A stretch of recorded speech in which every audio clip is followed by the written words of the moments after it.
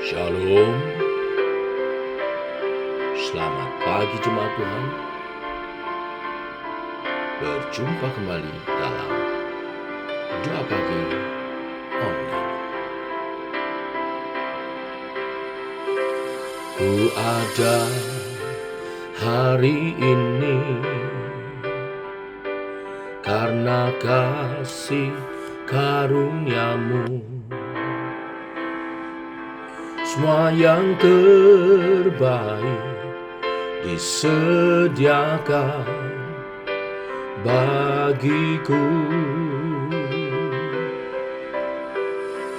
Kaulah penuntun hidupku, Kau pegang masa depanku. Jiwaku menyanyikan, ku berterima kasih buat kasih setiamu. Hidupku persembahkan hanya bagimu. Ku berterima kasih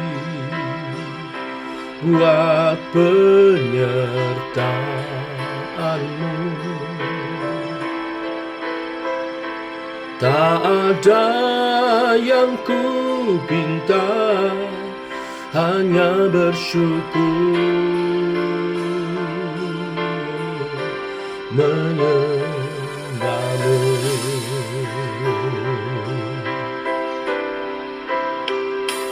Ku ada hari ini karena kasih karuniamu. Semua yang terbaik disediakan bagiku. Kaulah penuntun hidupku, Kau pegang masa depanku. Jiwaku menyanyikan, ku berterima kasih buat kasih setiamu. Hidupku persembahkan hanya bagimu.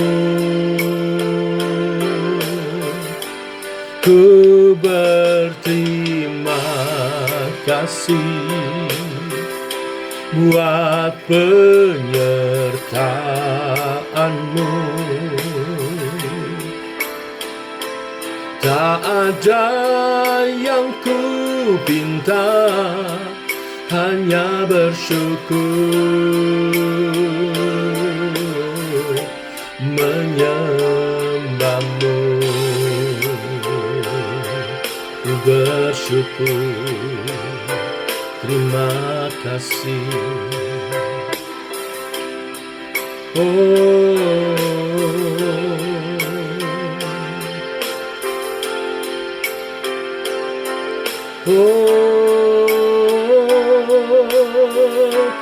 Ku berterima kasih buat kasih setiamu.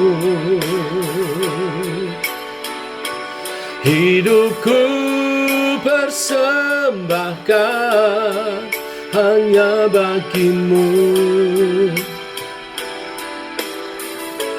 Ku berterima kasih buat penyertaanmu.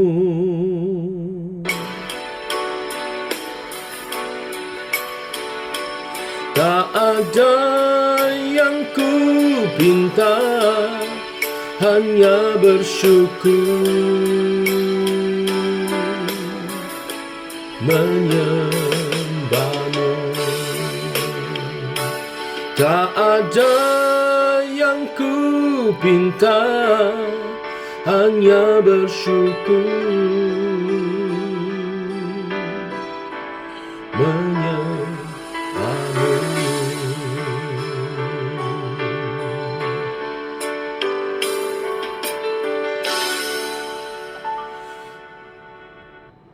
Tiba waktunya untuk kami merenungkan firman-Mu. Firman-Mu lah suluh dan terang bagi jalan kami. Berfirman Tuhan, kami merindukannya. Dalam nama Tuhan Yesus Kristus. Amin. Bapak Ibu, kita lanjutkan renungan firman pada pagi hari ini. Lukas pasal 13 ayat 18 sampai 21. Demikian firman Tuhan. Maka kata Yesus, seumpama apakah hal kerajaan Allah, dan dengan apakah aku akan mengumpamakannya? Ia seumpama biji sesawi yang diambil dan ditaburkan orang di kebunnya.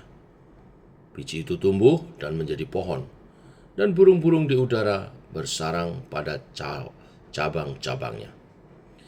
Dan ia berkata lagi, dengan apakah aku akan mengumpamakan kerajaan Allah?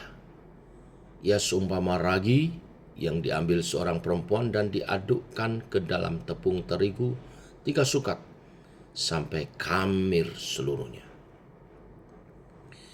Sampai di sini pembacaan firman Tuhan. Bapak Ibu, melalui renungan pagi hari ini, firman Tuhan berbicara mengenai perumpamaan kerajaan Allah yang Yesus sampaikan.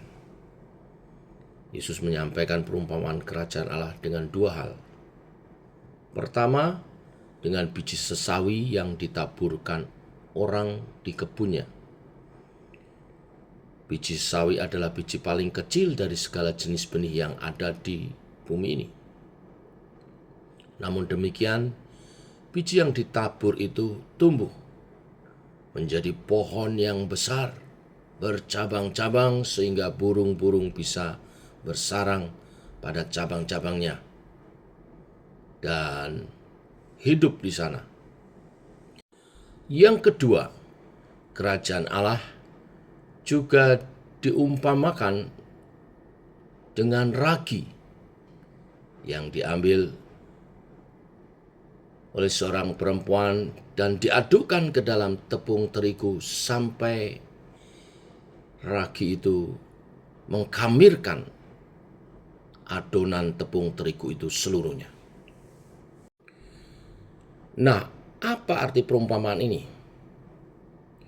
Perumpamaan ini ingin berbicara tentang pengaruh dan proses pertumbuhan kerajaan Allah yang disampaikan melalui Injil Tuhan. Injil yang diberitakan itu seperti benih yang ditabur, akan terus berkembang, akan terus bertumbuh. Injil kerajaan Allah juga seperti ragi yang diadon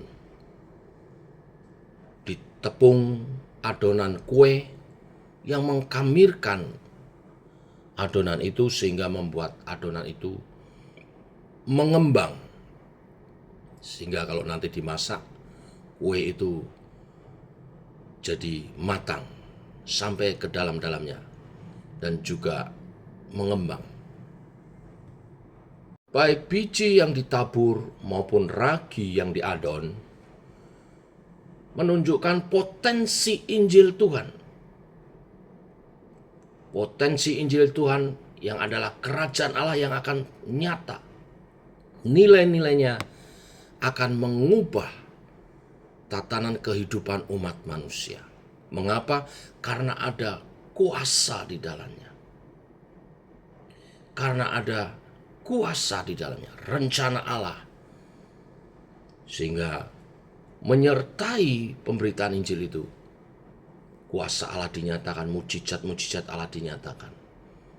Itu membawa pertumbuhan, itu membawa perkembangan bagi Injil yang diberitakan itu. Nah, pengaruh dan proses pertumbuhan Injil, kerajaan Allah melalui Injil ini diumpamakan lewat pengalaman manusia. Bicara menabur biji sesawi dan mengaduk ragi, bicara mengenai dua hal. Yang pertama, pengalaman menabur benih tentu dekat dengan pengalaman petani. Saat mereka menabur benih, mereka berharap benih itu bertumbuh. Untuk itu mereka berceri lelah melakukan segala rangkaian proses agar bagaimana tujuan benih itu tumbuh tercapai. Seperti mempersiapkan sawahnya, ya, menggarap tanahnya supaya saat benih ditabur, benih itu tumbuh di tanah yang subur, yang siap, ya. Lalu proses menabur benih itu sendiri. Lalu saat tumbuh, proses menjaga benih yang baru tumbuh tidak dimakan burung, tidak dimakan hama, sampai benih itu tumbuh jadi pohon. Mereka merawat, menyiangi ranting-rantingnya, sampai kemudian tiba waktu panen. Itu membutuhkan proses yang panjang. Demikian Injil ditaburkan, diberitakan, membutuhkan peran serta kita sebagai pemberita-pemberitanya, mempersiapkan sebelumnya supaya benih Injil yang ditabur itu dapat maksimal tumbuh. Mempersiapkan bicara tentang persiapan penguasaan Injil itu sendiri. Mempersiapkan juga berbicara tentang mendoakan ladang-ladang penginjilan, objek penginjilan, siapa yang mau kita sampaikan, kita bawa dulu dalam doa. Kita gumulin lebih dahulu. Lalu merencanakan kapan Injil diberitakan. Dan setelah Injil diberitakan juga, kemudian merawat benih yang kita tabur itu dengan konsultasi, dengan konseling, dengan komunikasi yang baik, lalu membimbing bila benih itu telah tumbuh dengan pendalaman firman, dengan bimbingan pastoral, ya, sampai orang yang telah menerima benih kebenaran firman itu hidupnya diubahkan menjadi pengikut Kristus dan bahkan dimuridkan untuk kemudian memuridkan lagi. Yang kedua tentang ragi yang diadon di tepung. Sama halnya dengan mengaduk ragi dengan tepung terigu dalam membuat roti. Adonan ragi akan membuat tepung terigu itu mengembang dan membesar sehingga membantu proses pembakaran hingga menjadi roti. Nah, untuk menghasilkan roti itu juga tidak mudah, ada prosesnya juga. Memilih tepung yang tepat, mempersiapkan, dipastikan tepungnya bersih, raginya juga bersih, ya, dan kemudian memprosesnya sesuai tahapan-tahapan. Ini bicara semua persiapan-persiapan. Ada bagian Tuhan yang membuat benih itu tumbuh dan yang membuat ragi itu mengembang adalah Tuhan. Itulah potensi kuasa Injil. Tetapi ada bagian kita sebagai umat Tuhan, hamba Tuhan, yang adalah pelayan-pelayan pemberitaan Injil. Sampai kemudian Injil itu bertumbuh dalam hidup seseorang menjadi pohon iman dan kehidupan yang mulia, kehidupan yang diubahkan. Hal yang lain yang saya ingin sampaikan dari perumpamaan biji sesawi dan ragi ini adalah bahwa hidup setiap orang yang telah menerima Injil dengan baik, pasti hidupnya berubah. Seperti biji sesawi menjadi pohon yang besar dan kemudian menjadi tempat berteduh. Bahkan hidup kawanan burung-burung makhluk hidup yang lain mendapat manfaat di sana. Demikian hidup orang percaya yang telah menerima Injil Tuhan pasti diubahkan. Ia sendiri diawali dengan dosa-dosanya diampuni dan diselamatkan, dan kemudian diberkati Tuhan dengan berkat-berkat rohani yang akan mengubah kehidupannya. Hidupnya menjadi indah, mulia, dan jadi berkat bagi sesama. Demikian juga tepung yang telah diadon dan mendapat ragi akan mengembang menjadi roti dengan berbagai jenis roti yang enak. Waduh, saya jadi ngiler ini pagi-pagi ngomongin roti, ya. Jadi pengen sarapan roti. Ya, itu gambaran kehidupan umat manusia. Jadi Bapak Ibu, sampaikan Injil, beritakan. Ini menjadi semangat karena orang yang menerimanya pasti hidupnya berubah.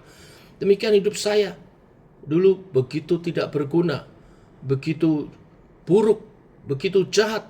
Tetapi setelah menerima Injil, hidup saya diperbaharui. Saya bertobat dan hidup saya diperbaharui oleh Injil yang ada dalam diri saya, oleh kuasa Tuhan yang bekerja.